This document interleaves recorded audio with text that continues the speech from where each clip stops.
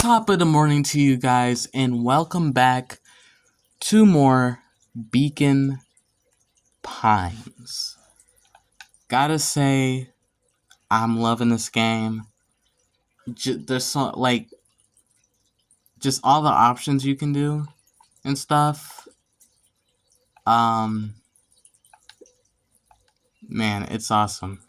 I'm talking about dialogue options where you could shape the story. I like games like that. I like Telltale, Ad Hoc Studio, that new game, Dispatch.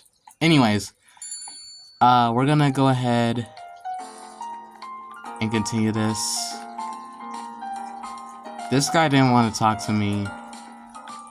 I don't think there was anything else to find. Now we just need to get some to Mr. Tolliver. Okay. Problem is, I don't remember where freaking Mr. Tolliver is. Huddled at his counter, Hiram Tolliver was meticulously shining apples. We can't trust him. We can't trust him. More accurately, Hiram Tolliver was meticulously shining one apple. We can't trust him. Hello? Yelp. Eep. Mr. Tolliver fumbled the apple, flailing in the air as it fell. Hold on, I'm trying to make sure I'm at... Okay. Oh, sorry. No bother. He leaned forward and lowered his voice. I see you have something for me? Yeah, Graham has some jam. I'm supposed to give you. In a bit further. Jam? Yeah, these ones on top. She wrote your name on them. Mr. Tolliver leaned back, speaking loud enough for anyone to hear. Ah, yes. The jam. Thank you so much for delivering this jam to me. He reached forward and snapped up the jars of jam, giving Luca a little wink. I shall put it on my store shelf post-haste. What? Wait. Okay, whatever. This is my last delivery. Can I just leave the basket here with you? Of course. He leaned in for a final whisper. Bro, stay away from me. Of course. Dude, this is one of the most untrustable guys. There she is.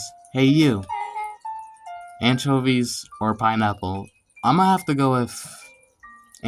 what are we talking about? What? Don't think. Just answer. Okay, pineapple. Pineapple. Why? How old are you? 12? Perfect. Follow me. Who are you? Anyone ever tell you ask too many questions? Just try to keep up, okay? What the heck? So this is how we meet when we go this direction instead of the other way, which there was no way of getting past it. I'm sure there's going to be a way of getting past it in the future once we collect more like words and options. Oh, I didn't read it. Well. That's my bad. Sorry, guys. I mean, y'all could pause the video. Hey, what a crazy coincidence. Here's my new friend I was just telling you about. Oh, that's wonderful. Yep, we just hit it off. Oh, really?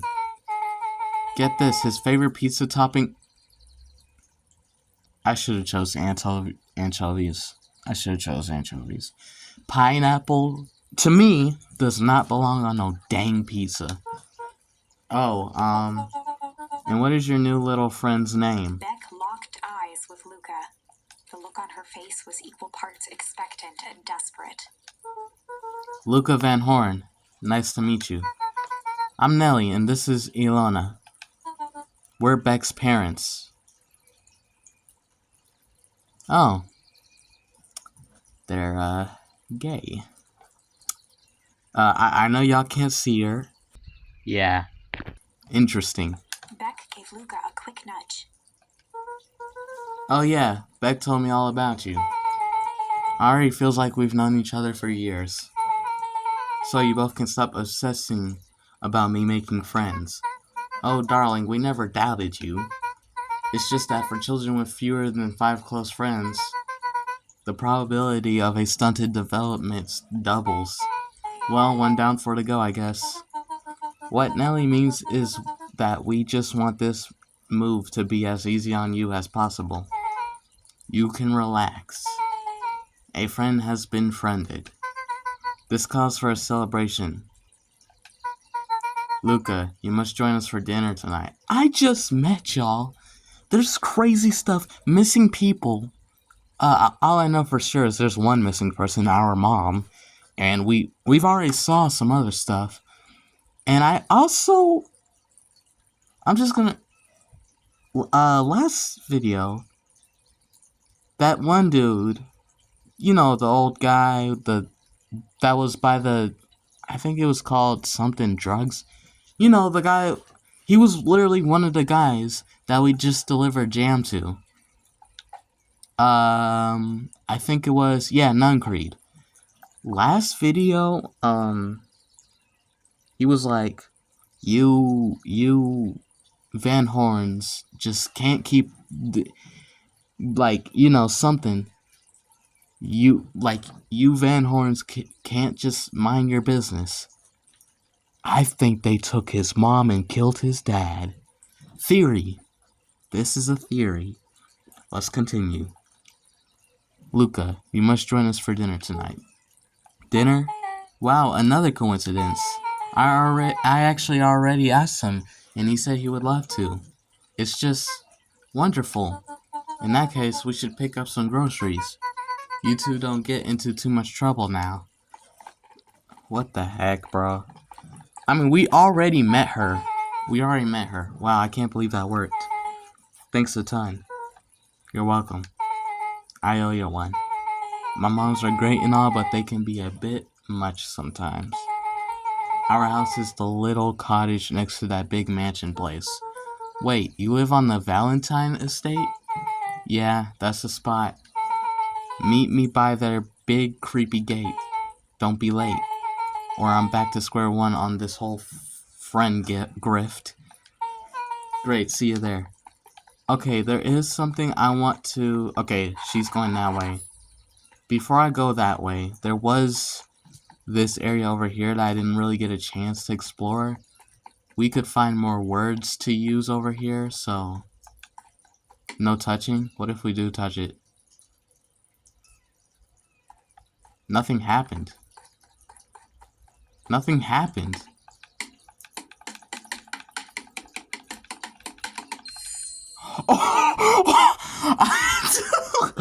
Oh my gosh. I was legitimately about to leave. I am so glad that I kept touching it. Smacking it. So that's another word we got. Smack. And that's probably going to be helpful for... It's probably going to help us. Do I want to... You know what? Let's talk to him. How do you keep the ice cream cold? We keep them on ice. Where do you get the ice from? I don't know. Somewhere cold? How do they keep somewhere cold? Look, Bert. Do you want some ice cream or not? No, I'm good. Then we got the History Museum. Let's see. Sharper Valentine, a celebration of excellence. Beacon Pines is a great town. What you may not know is great towns grow from mighty roots. And that is why you cannot tell the story of Beacon Pines without telling the story of one Sharper Valentine. Young Sharper's keen intellect and strong wall fiber led to a grand vision. A vision of a community dedicated to a better tomorrow. In his own words, a better tomorrow is within our grasp, but it requires a singular mind to harness it. Lucky for us, he decided to grow that vision here, in Beacon Pine. And how does one grow a better tomorrow? With fertilizer, of course. Valentine's Fertilizer Company became the lifeblood of a town yearning for purpose. But then tragedy struck, a scientific experiment gone wrong. An accident which took Sharper away from us far too soon. To this day, we struggle to pick up the pieces. But one foul harvest isn't enough to stop the people of Beacon Pines. The spirit of Sharper Valentine lives on. It lives in the hearts of everyone with a dream for a better tomorrow. Together, we will follow his example and grow a bountiful future. Hey, Paul, the Valentine family and the Valentine Fertilizer Company represents front. I don't trust these people. I don't trust a lot of people. That was... unhelpful. We didn't even get a word for that either. We just went through all that. Actually, that did give us a little bit of information. So there was this guy named Valentine Harper. That was his name, right? Anyways. Wait, is this person new? Yeah, good morning, Gyoff. What's so good about it? Another day further down the tubes, if you ask me. Come on now, it's not all bad. The festival is coming up. The festival. Old Man Valentine used to put on kakamemai shindigs all the time. And where did that get us? Well, it's perennial harvest putting on this one. And they're doing it for the whole town. As far as I see, the difference between the old Valentine Company and this new perennial harvest outfit Jeff dug through his pockets for a bit. is the difference between this empty soup can and this brown banana. But those are both garbage. Exactly. Oh, wow, okay. Let's go ahead and get to this. Wait, could we go into the drugstore? No, okay. Oh, I just realized we never did go down this path. Yes, we did! It was probably in the first video we did. It was either in the first or whatever. We have been here before, but we didn't really interact with it all that much. So who all lives in that house?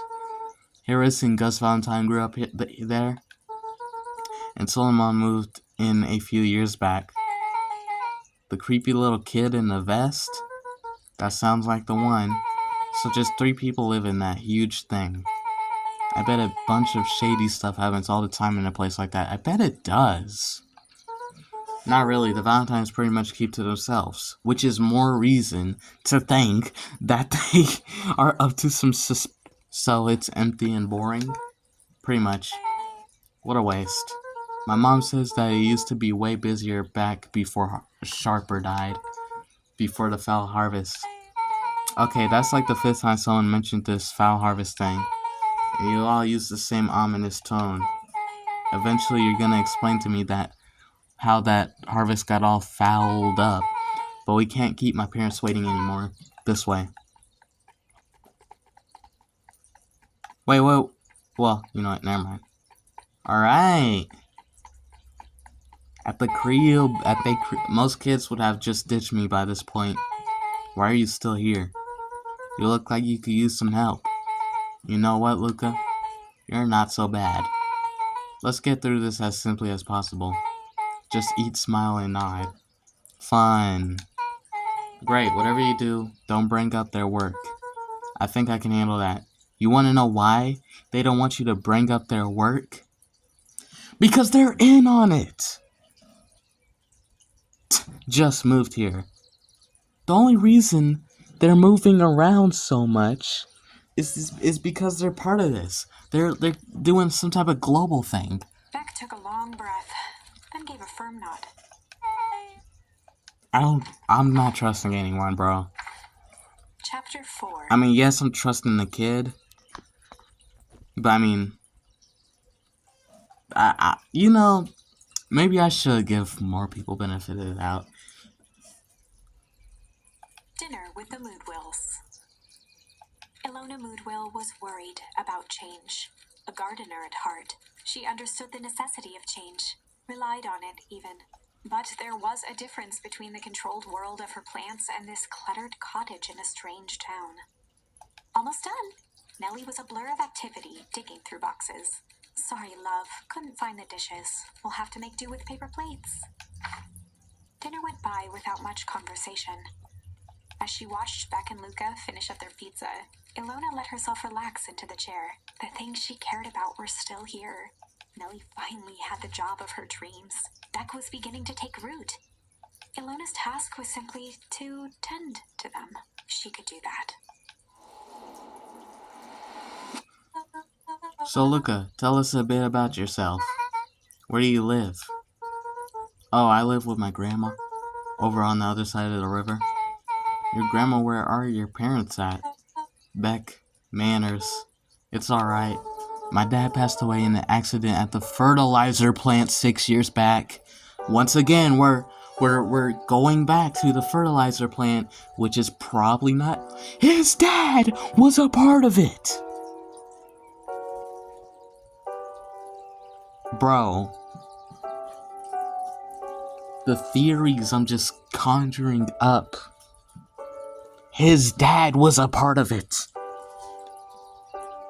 This fertilizer plant isn't really what everybody thinks it is. Oh dear. My mom's been missing for a few months now. Taken by the fertilizer people! Like missing? Luca's eyes were fixed to his plate, pushing a chunk of pineapple around with his finger.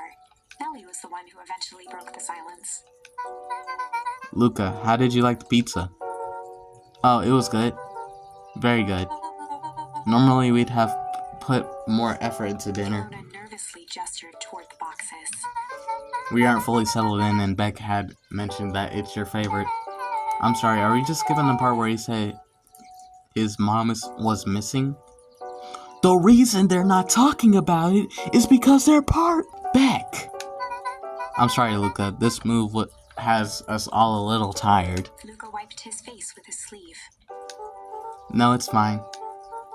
So Beck said that you moved here for work? Beck gave Luca a swift kick under the table. Ow. I mean, what brought you to Beacon Pines? Oh, you were right the first time. We're here for work. Nellie won't tell you this, but she's a brilliant chemist. I don't know about brilliant, but I do love it. She's brilliant. Perennial Harvest just made her their newest lead researcher of deep engineering. She makes it sound more impressive than it is. I'm just happy that I get to make a difference in the world. Perennial Harvest is at the forefront of evolving agriculture into something more useful than sprinkling water and excrement on the ground. Luca glanced over to Beck. She seemed to be holding her breath. What Nellie means, Luca, is that there are different ways to grow plants. Yes, some people talk to their plants and hope for the best, and some people happily leave their job to allow a loved one to pursue their dream. You swore you didn't! Beck slammed her fist into the table, perhaps harder than she intended. Hey Luca! How about some dessert? I actually have to meet my friend Rolo soon. Luca glanced outside to gauge the time. The sky was darker than he expected, filled with ominous clouds. Looks like there's a storm brewing. I should get going. Oh, I didn't think there was any rain in the almanac. Yeah, almanacs aren't that useful around here. Luca wiped his mouth one last time with his napkin and started to get up. Thank you all for the pizza. It really was good. See you at the festival, Beck.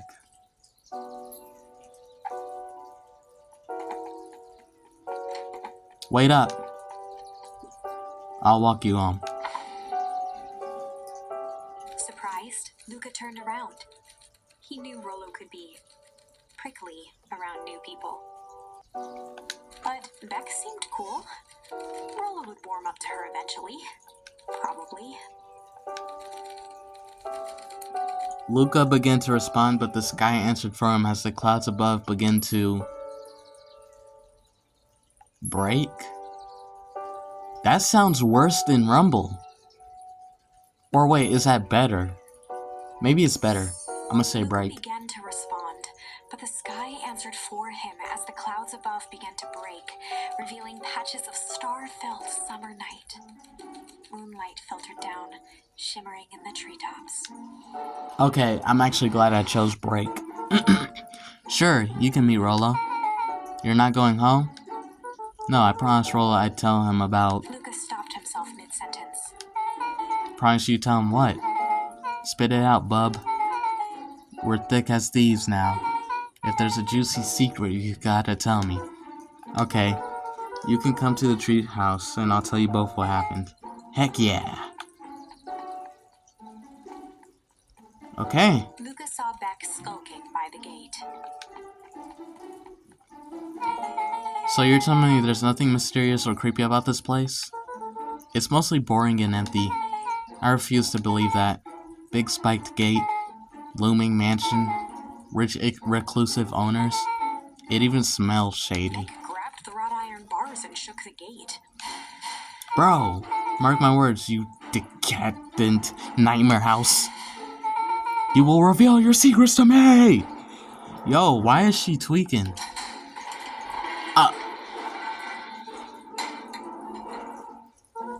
What did you do? First of all, I told you so. Second, hide!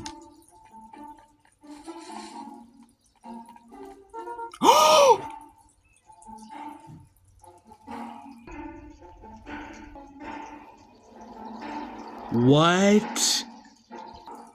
We can't trust him. We can't trust him. Who's that guy she's talking to? Shh. I expect you to return that suit in working order. Of course. As long as everything proceeds as planned, there's nothing to worry about. The only thing I'm worried about is what's rightfully mine. If that means making some unsavory alliances, so be it. I couldn't agree more. There comes a time to suspend hostilities. I'll deal with our common threat. Now this is what I was talking about. Beck's voice was an excited whisper. Proper shady stuff. Someone in a suit like that tried to grab me yesterday. Seriously? Shh. You do understand that when this all inevitably fails, I will deny everything. I wouldn't expect any less of you. You just worry about your part in this and let me handle the rest.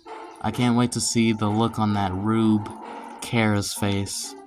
Yes, the truth will come to light.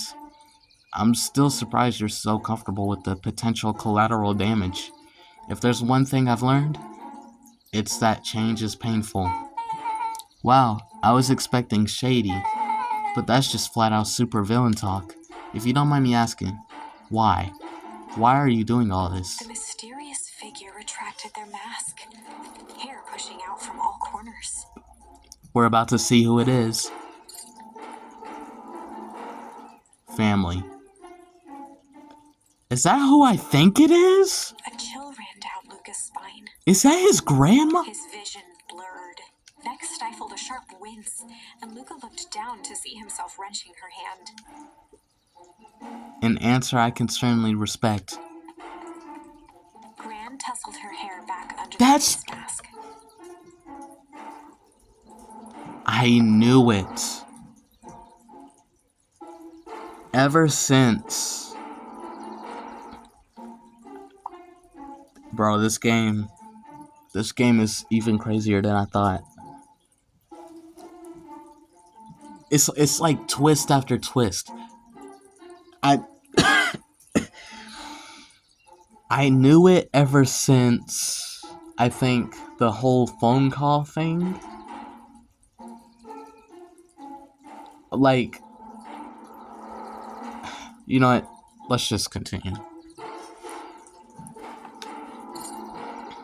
Just remember, keep everything nice and normal until this festival. I don't need lessons in rousing suspicion. Gran gave Eris a curt nod and disappeared into the night. We can't even trust her. We can't trust nobody in this game. Literally. Chapter 5. What big ears you have. Lucas sat shivering in the bushes, staring at his feet. After checking to make sure the coast was clear, Beck gave him a gentle tug on his sweater.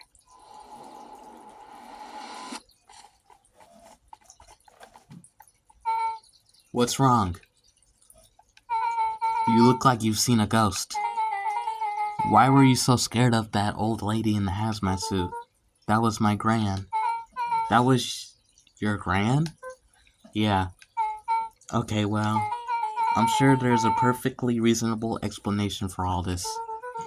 Let's just get to the treehouse and figure things out there. Lead the way. This game. Oh my gosh, I'm completely hooked. This is one of the most Wait, what's that? Well, for the last time, there's nothing to worry about. Of course, we're not worried. The clipboard finished writing with a scratchy flourish and looked up. Just dotting our I's and crossing our T's. Well, maybe try minding your P's and Q's. Mr. Nuncreed, arms crossed over his paunch, gave an exhausted sigh. If there's anything you need knowing, you'll know it. Absolutely. If you'll just sign here acknowledging everything is accurate, we'll be out of your hair in a flash. Oh, for the love of... He snatched the pad and scribbled his name so hard the pen nearly snapped. There. And would you like my eternal soul as well? The clipboards looked at each other for a moment, almost pondering the possibility. Laughter as they walked away. Ha ha ha, so funny. We heard nothing, man. I'm not talking to him. Can't trust him. Y'all saw when y'all remember when he sent us down that phone booth. Y'all remember, bro. We can't trust him. Let's just go. Oh, this is nice. Yeah, the tree's house is just a little further on from here. So what's your buddy Rolo like? Rolo, he's Rolo. Not particularly helpful. Sorry, I've just never thought about it. Lots of energy. He's funny even when he's not trying to be. Things have been tough for his family since the foul harvest. It's about damn time you tell me about this foul harvest thing he is. It's a kinda long story. Hit me with the highlights. Okay. There used to be a fertilizer company here called Valentine's. They were kind of a big deal. Oh, big deal fertilizer. It was a big deal to us. Their stuff really worked. Farmers loved it. So Valentine's grew and grew. Beacon Pines pretty much grew around it. Most everyone in town either worked for Sharper Valentine or used his fertilizer. Things were good. I'm sensing a big but.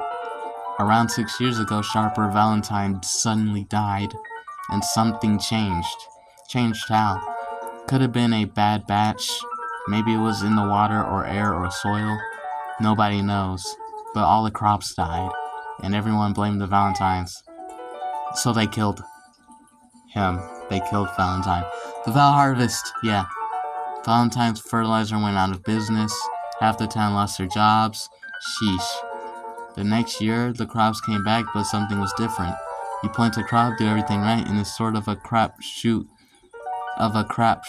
What happens. And no one knows why? Nope. I take it Rollo's farm got the short end of the stick. Yet, for some reason, their farm was hit harder than others. That sucks. I need some water. Bro, I'm still recovering from when it's now confirmed that our grandma is part of this. Things have gotten better since Perennial Harvest came to town. The Beacon Pines Reborn Initiative. Yep, first thing they did was give the town a deep scrub. They even put us up in hotels one town over for a week while they decontaminated the groundwater. We'd better get going.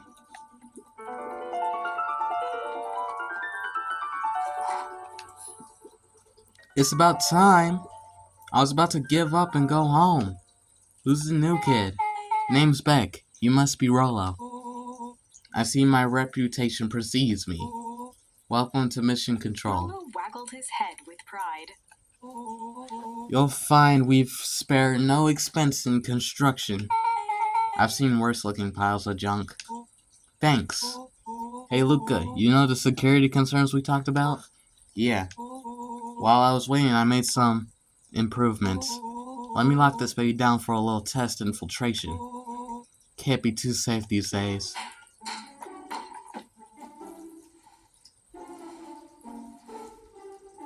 Okay.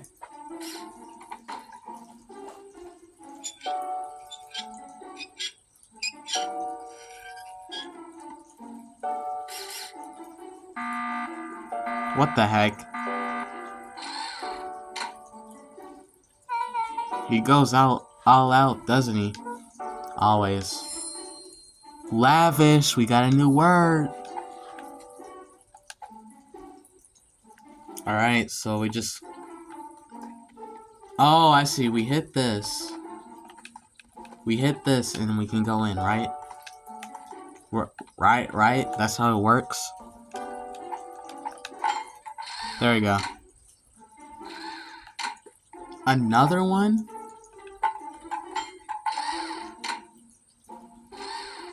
Golly, bro. So I'm gonna have to do this every time I want to get in the treehouse. Interesting. Where did you guys get all this junk in the first place? There's a guy in the town named Geoff who trades us junk for snacks. Junk food for junk. Nice. So, pretty sweet security, right? It was imaginative, I'll give you that. Luca, are we sure we could trust the new recruit? I'll vouch for her. Thanks, I guess. Okay, Luca, you promised to fill me in about the Valentine warehouse. Luca sucked in a long breath. So like I said, there was someone there. What were they doing? I don't know, but the place was lit up and active. Maybe they were squatters. I don't think so. It seemed more organized. When the man pulled me in, I saw some sort of equipment running. A man pulled you in? Yeah, but I got away. You keep saying it was a man. They were wearing a mask, right? Yeah? Then it could have been a woman. How did you get away? I grabbed a rock or something and broke their mask. They let go and ran. They let go and I ran. Dang. That's intense. No wonder you freaked out when you saw your grandma. Yeah, that's the other part. On our way here, Beck and I saw Harris Valentine meeting with Gran. We're in the same sort of hazmat suit. Let out a low whistle. And they weren't there for idle chit-chat. It was a proper clandestine meetup. So let me get this straight. There's an operation in full swing at the Valentine warehouse. You were almost abducted by a strange man or woman in a protective suit. And then you saw your Gran in the same suit, talking to Harris Valentine. Pretty much. I'm beginning to think this town is kinda awesome. Fellow and Luca shot back a look. No offense. And so we can logically conclude aliens or alien zombies have infiltrated the town. And their leader is your Gran, and she tried to murder you. She did probably kill us in that one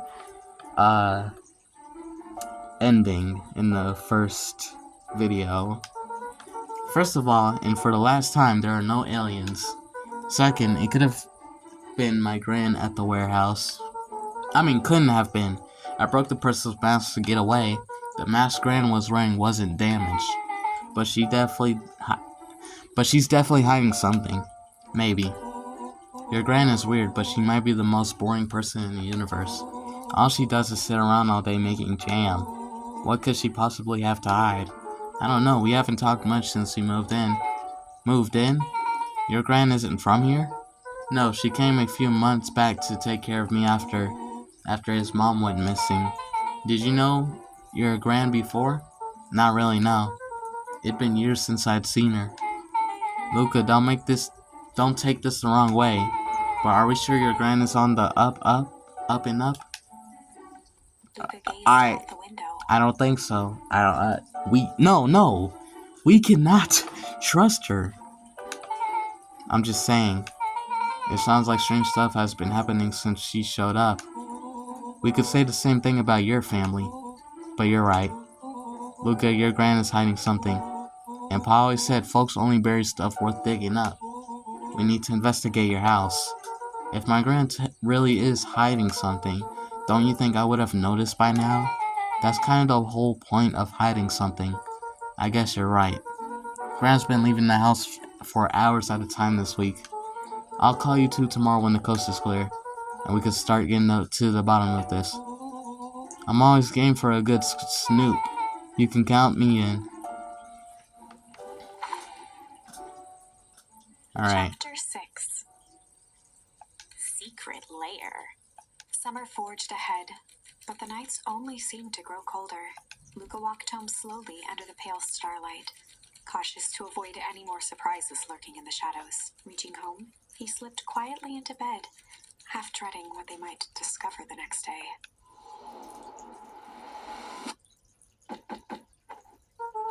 What time is it?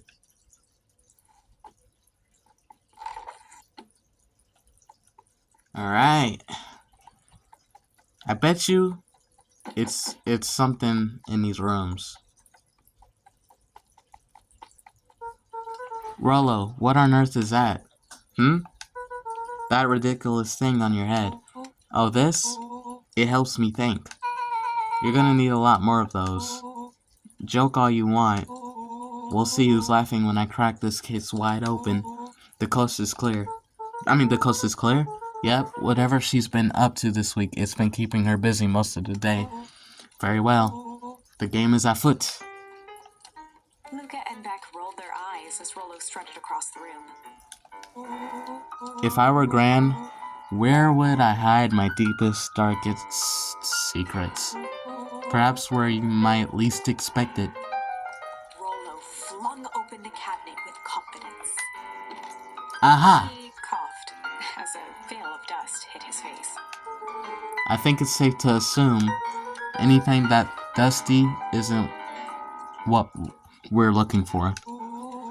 Or maybe that's what she wants you to think. Then again, any good detective knows not to trust their first hunch. First hunches are for suckers.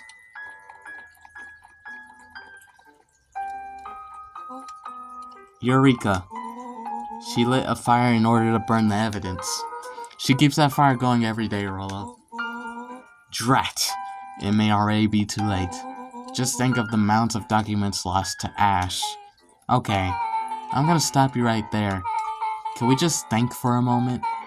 Luca, is there anywhere Gran doesn't want you to go? Yeah, the closet upstairs. So maybe it stands to reason that we should check there first? No dice, it's locked. Well. Look who stands to reason now. And I have no idea where the key is. If it really is important, then she probably keeps it with her. Anywhere else? She has her berry bushes. Who has ever thought, I'm gonna take this important thing and huck it in a bush? True. Anything else? Maybe something out of the ordinary? Well, she is always worried I'll break her fancy dishware in the kitchen, but it doesn't matter anyway, I can't reach the latch. Of realization crept onto Luca's face. All three kids snapped to glance at each other, then sprinted in turn toward the kitchen. What, we're just gonna break it? Alright, Rollo. This is your time to shine. Ah, yes. You've called upon my expert detective skills.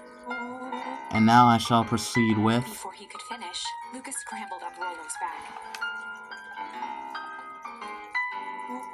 Hey, this isn't my idea of detective work.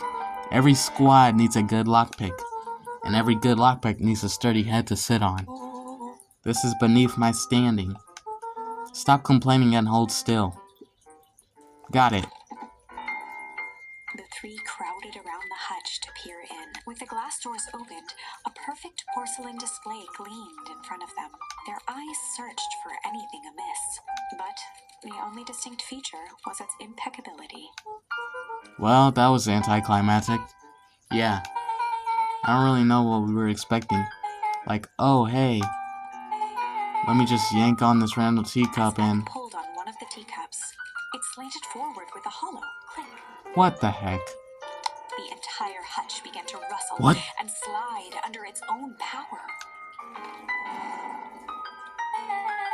Seems like your grandma's been doing some remodeling.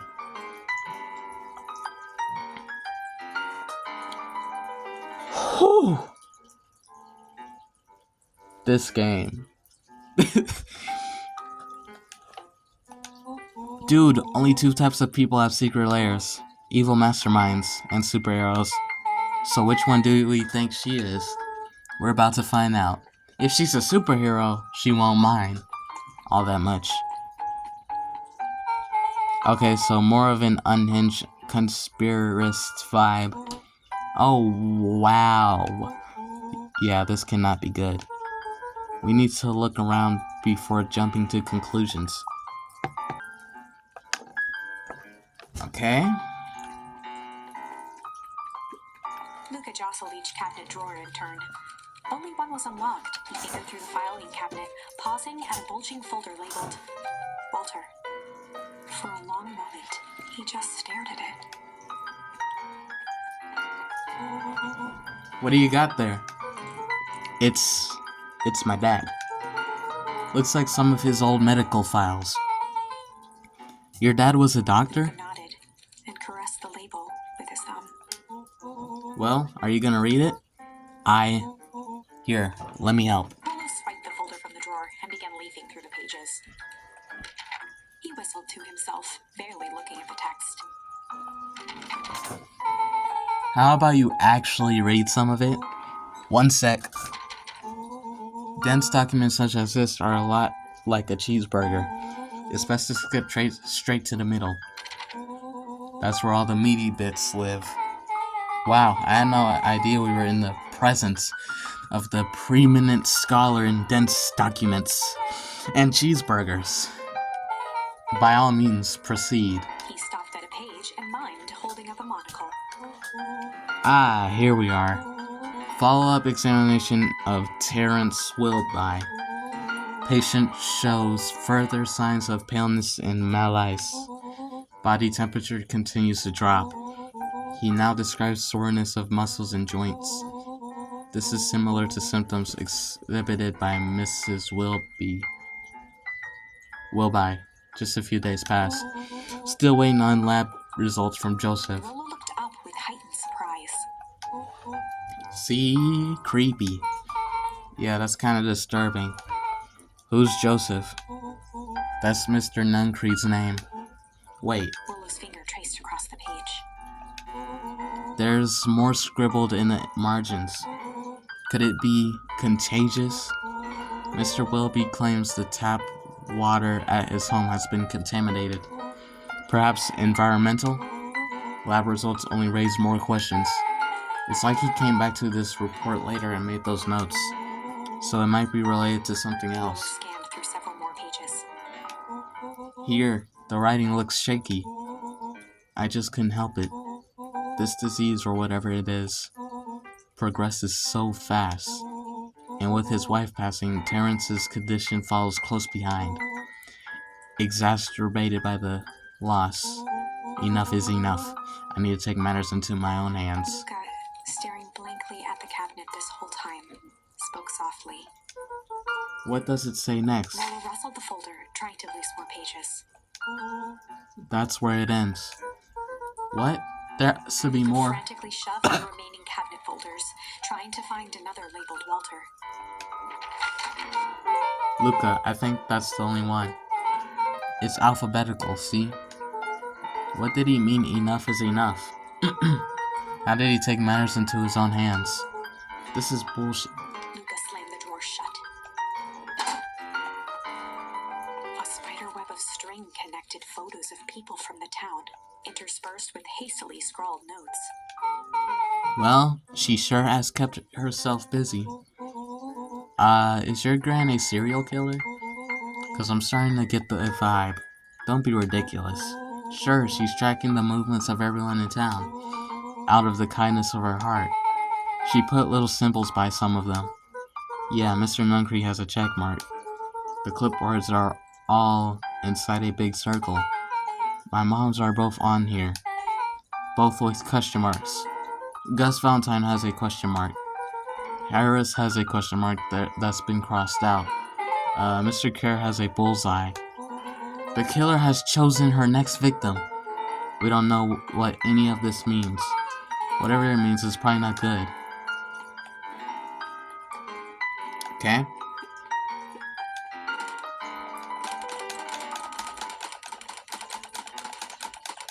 Come on. I know we're gonna get something. Come on. Nothing? Okay, I've been punching for a little bit.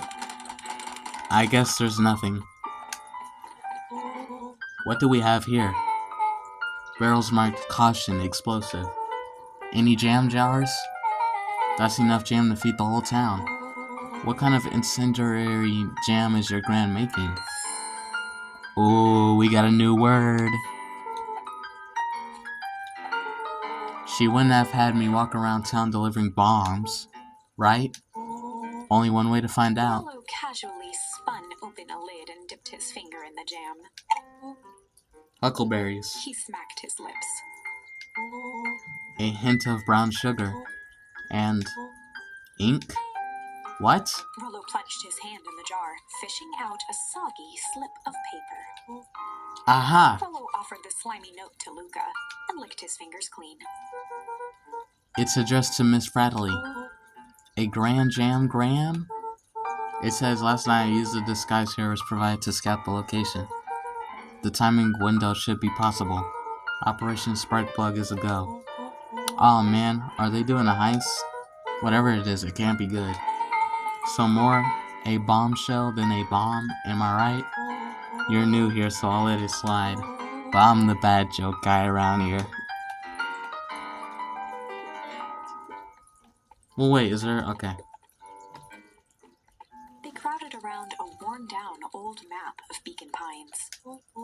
Cool, this looks like a treasure map. Not every old map is a treasure map, Rollo. Yeah, but every treasure map is an old map. Can't fault that logic. Look, there's even a pathway drawn on it. It starts at the entrance to town. And if we follow it, Rollo carefully traced the path with his finger. it leads right to He jabbed down at the end point. Town Square. That's the fountain in the middle of town. What a weird place to hide treasure. Rollo, that doesn't look like treasure to me. The end of the path on that map has the same symbol as those explosives over there. So it's not hiding treasure. A real bummer.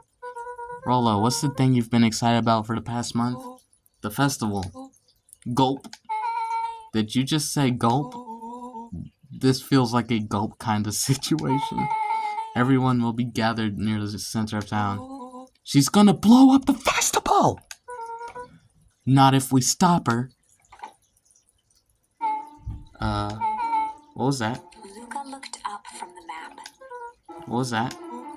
No, I heard it too. That was the front door. Got some pizza. Which means someone just shut the door. Which means someone's upstairs. Shh, quiet. Hit the lights. Beck flicked off the light, and they became statues in the dark. Overhead, creaking floorboards bent under slow, deliberate steps. The kids looked up, the tilt of their necks following each footfall.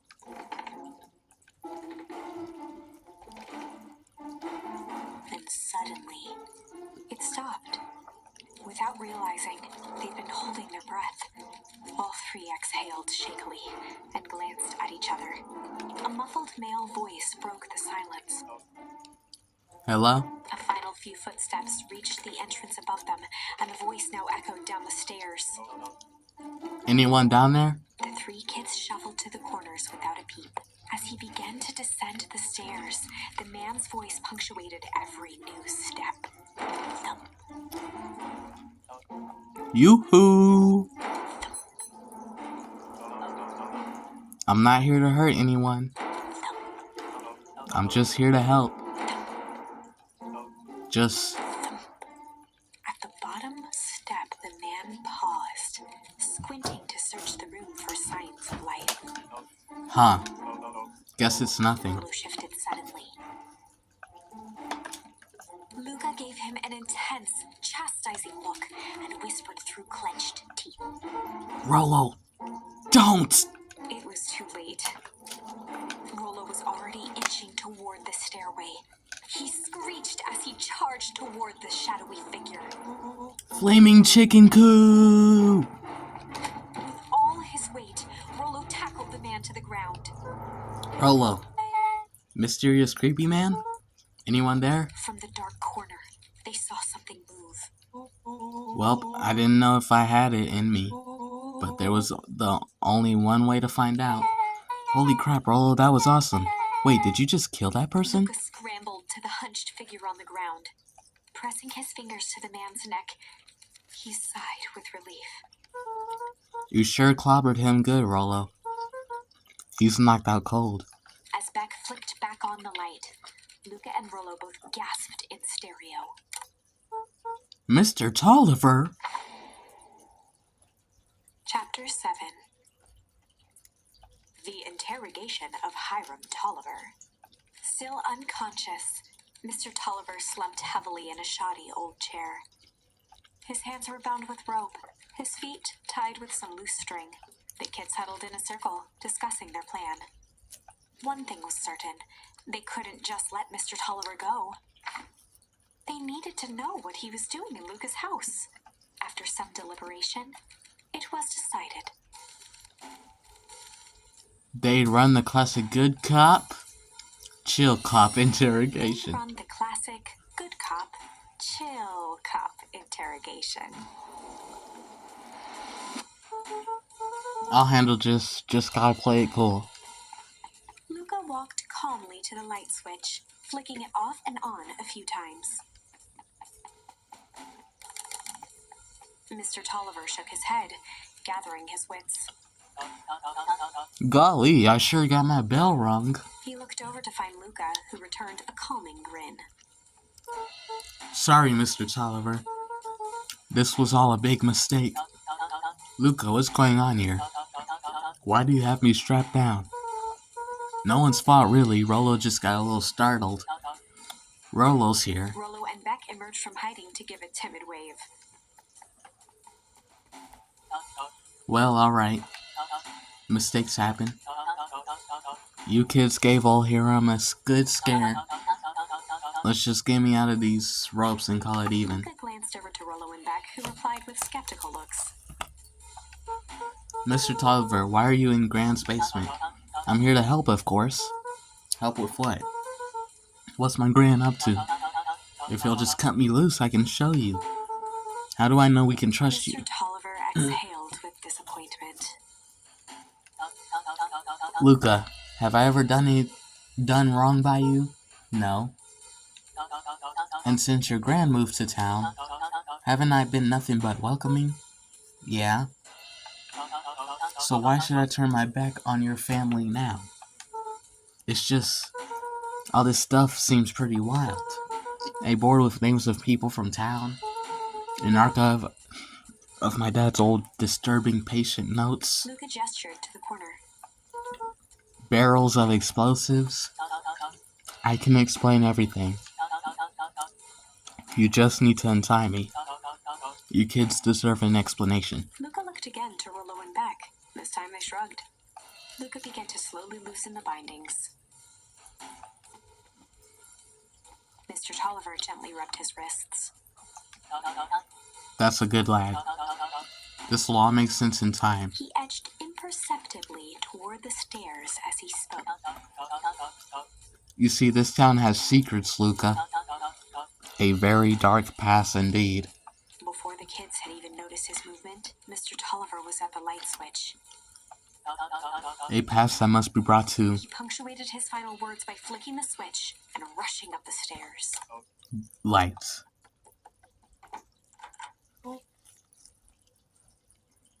Son of a... Beck darted to the wall and turned back on the lights. It was too late. Rollo confirmed what they all heard. He just locked us down here. Mr. Tolliver's muffled voice came from behind the door. I wasn't lying, you know. This is for your own good. You kids just keep tight down there and let the adults handle this. They looked bewildered at each other. Play it cool, huh? Not now, Beck.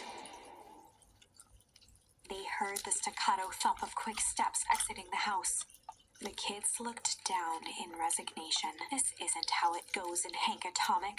For some reason, they'd always assumed it was up to them to save their town. Luca opened his mouth, hoping to conjure some magical words to make this right.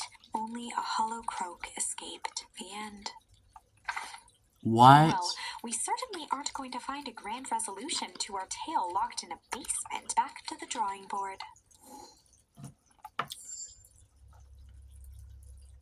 Well, we can't do Rumble. Can we? Okay, well, let's go back to that. What if it's a Rumble? Luca began to respond, but the sky answered for him as the clouds above began to rumble with ominous thunder. You sure we can make it home before the storm kicks off? Luca surveyed the roiling clouds. Okay, I actually ran out of time, guys. So I hope you guys enjoyed this. If you did, you already know what to do, and I'll see you guys next time.